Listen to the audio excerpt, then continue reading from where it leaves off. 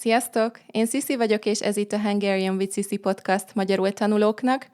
A mai epizódban a kedvenc gyerekkori emlékeimről fogok mesélni.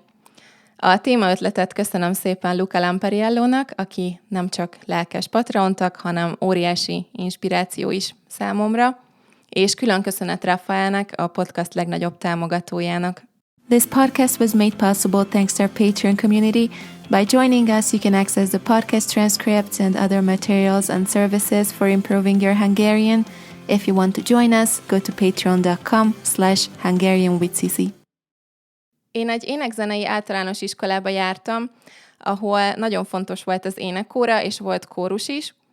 Imádtam kórusban énekelni, sokat gyakoroltunk, és versenyekre is jártunk. Már nagyon sokszor ajánlottam nektek a Mindenki című filmet, fent van YouTube-on, van hozzá több nyelven is felirat. Ez egy rövid film, félórás, és 2016-ban Oscar-díjat kapott. A 90-es években játszódik, általános iskolás gyerekekről szól, akik egy kórusban énekelnek. Már 1000-szer megnéztem ezt a filmet, és mindig sírok rajta, annyira nosztalgikus. Teljesen ilyen feeling volt nekem is gyerekként az iskola, mint a filmben. De az én énektanárnőm nem volt pszichopata, mint Erika néni a filmben. Ezt az angol szót, hogy feeling, nagyon sokan szokták használni az én generációmból. Sokszor azt is mondjuk, hogy valami feelinges, tehát hangulatos. Szóval nagyon szerettem a kórust, mindenkinek volt egy mappája, amiben a kottákat tartotta, és nagy divat volt matricákat és képeket ragasztani a mappára. Mindig néztük, hogy kinek menőbb a mappája, és sokszor újat vettünk, és új matricákat ragasztottunk rá. A matricagyűjtést is imádtam, akkoriban az is nagy divat volt, mindenkinek volt matricás albuma. Ez egy üres füzet volt, amiben matricákat lehetett gyűjteni, és az iskolában cserélgettünk. Nagyon vicces volt, mert voltak ilyen szabályok, hogy ha én egy nagyon menő textil vagy hologramos matricát adok, akkor azért 2 sima matrica jár cserébe. Vagy egy nagy matricáért 2 kicsi matrica jár cserébe. Szerintem 3 matricás albumom is volt, és mindegyik tele volt. Aztán történt egy nagyon szomorú dolog, ami miatt még mindig depressziós vagyok. Egy nap úgy döntöttem, amikor kb. 12 éves voltam, hogy én már túl nagy vagyok, én már komoly felnőtt vagyok, aki nem gyűjt matricákat, és odaadtam ajándékba egy kislánynak az összes matricás albumomat. Pedig most olyan jó lenne látni, megnézni, hogy milyen matricáim voltak. Szomorú, de hát ez legyen a legnagyobb bajom. Ezt szoktuk mondani, amikor mesélünk valakinek egy sztorit, panaszkodunk valamiről, ami nem annyira fontos, és akkor a végén hozzátesszük, hogy de ez legyen a legnagyobb bajom. Aztán nagyon szerettünk Pokémon-tazókat is gyűjteni abban az időben. Ezek a chipses zacskóban voltak, lehetett gyűjteni a Pokémonokat, és lehetett játszani velük. Azt senki nem tudta, hogy mi a játék, mi a szabály, de valamit mindig játszottunk. A tazókon nem csak Pokémonok voltak, hanem szereplők is a sorozatból. Emlékszem, hogy egyik este felhívtam telefonon a legjobb barátnőmet, mert a főszereplő Ash volt a tazón, és ezt muszáj volt elmondanom neki. Nem tudtam várni. Aznap én voltam a legmenőbb gyerek a Földön. Nagyon szerettem a Pokémont egyébként, még mindig tudom kívülről a főcímdalát.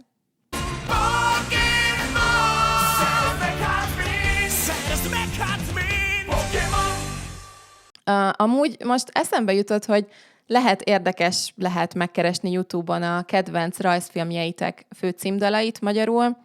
Szóval, ha például beírod YouTube-ra, hogy Pokémon főcímdal magyarul, akkor biztos, hogy megtalálod.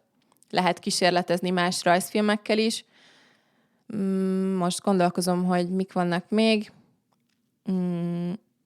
Például a Mici Mackó, a Winnie the Pooh magyarul, vagy a kacsamesék, a DuckTales. Nagyon hülye szövegük van, de aranyos és vicces lehet meghallgatni magyarul. Aztán, ami még iskolás emlék, az a sítábor és a tenisztábor. Szinte minden télen mentem sítáborba, és minden nyáron mentem tenisztáborba, amit az osztályfőnököm szervezett.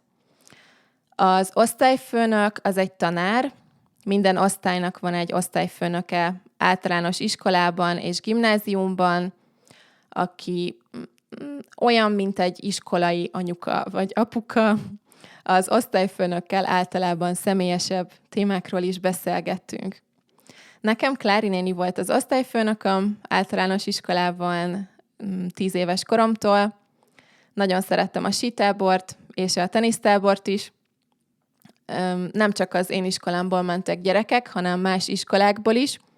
És volt egy fiú, aki nagyon tetszett, és mindig vártam, hogy majd táborban találkozunk. Én nem tetszettem neki, de nem baj. Már mindegy. A sítábor mindig Ausztriában volt, és busszal mentünk. A közlekedési múzeum előtt találkoztunk, ami a Városligetben van. Akkor még nem volt okostelefon, ezért végig beszélgettünk a buszon a lányokkal, vagy játszottunk, vagy zenét hallgattunk. Azt hiszem, akkor CD lejátszom, Discmanem volt. Sokan aludtunk egy szobában, emeletes ágyakban, és este mindig rémtörténeteket meséltek nekünk a nagylányok. A nagylányok, akik akkor 13 évesek voltak, de nekem nagyok voltak. A rémtörténet az egy horror sztori, egy ijesztő történet.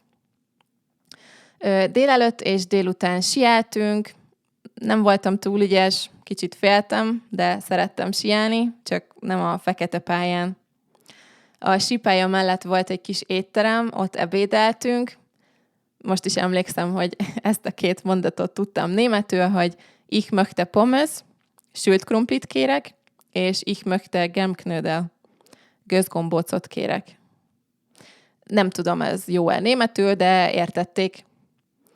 Sielés után visszamentünk a szállásra, és pingpongoztunk, vagy együtt játszottunk. Nagyon családias volt ez a tábor. Voltak gyerekek, akiknek a szüleik és a testvéreik is jöttek. Sokszor mindenféle vetélkedőt is szerveztek nekünk a felnőttek. A vetélkedő az egy játék, amikor több csapat van, feladatok vannak, és pontokat lehet kapni. Nagyon örülök, hogy nem volt akkor még okostelefonunk, mert olyan vicces emlékeim vannak. Nagyon sokat játszottunk. De azt sajnálom, hogy nincs több fényképem ezekről az emlékekről. A videón pedig egy sincs sajnos. A tenisztábor Badacsony-Tomajon volt a Balatonnál. Oda vonattal mentünk a déli pályaudvarról Budapestről. Anya mindig csinált nekem szendvicset. Igen, ez minden gyerekkori emlékem nagyon fontos része, hogy anya csinált nekem szendvicset és teát az útra. A tenisztáborban is voltak gyerekek, akikkel nem egy iskolába jártam, és csak nyáron találkoztunk a táborban. Reggelire vajaskiflit ettünk, és kakaót vagy tejet ittunk. Délelőtt teniszórák voltak, délután pedig mentünk fürdeni a Balatonba. Durva, hogy ez már kb. 20 éve volt.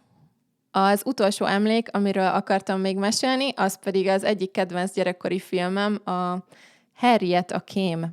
Nem tudom, ismeritek-e? Én nagyon szerettem. Ez egy 96-os amerikai vígjáték. Én természetesen magyar szinkronnal néztem.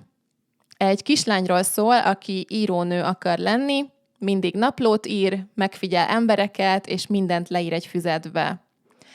Évekig azt játszottam, hogy én is kém vagyok, és figyeltem a szomszédokat, és távcsővel az embereket az utcán, az erkélyről, és mindent leírtam a naplomba.